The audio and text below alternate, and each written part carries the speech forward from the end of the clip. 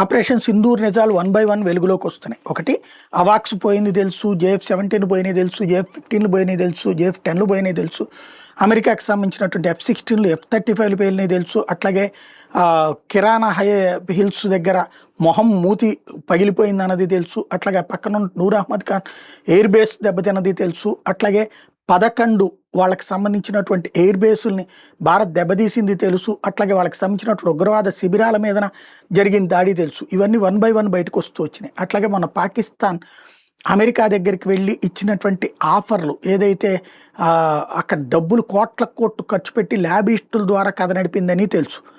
ఇప్పుడు తాజాగా ఇంకొన్ని విషయాలు బయటపడుతున్నాయి. యుద్ధం ఆపాలని వేడుకుంటూ ఏకంగా దేశ సంపదని ఆఫర్ చేసిందట. లక్షల కోట్ల విలువైన లిథియం, కాపర్ ఇవి వాస్తవంగా చైనాకి ఇదివరకు ఆఫర్ పెట్టింది. ఇప్పుడు సిపెక్లో జరుగుతున్నటువంటి దాడులతో చైనా వెనక్కి పోయేటప్పటికి ఆ నిల్వల్ని అమెరికాకి ఇస్తానని చెప్పింది అనమాట. అమెరికా ఎగుమతుల మీద ట్యాక్స్ కూడా తగ్గిస్తానని వెళ్ళి చెప్పొచ్చాడు అన్నమాట. టెక్నాలజీ, అగ్రికల్చర్ రంగాల్లో స్పెషల్ యాక్సెస్ కల్పిస్తామని ప్రాధేయపడ్డం.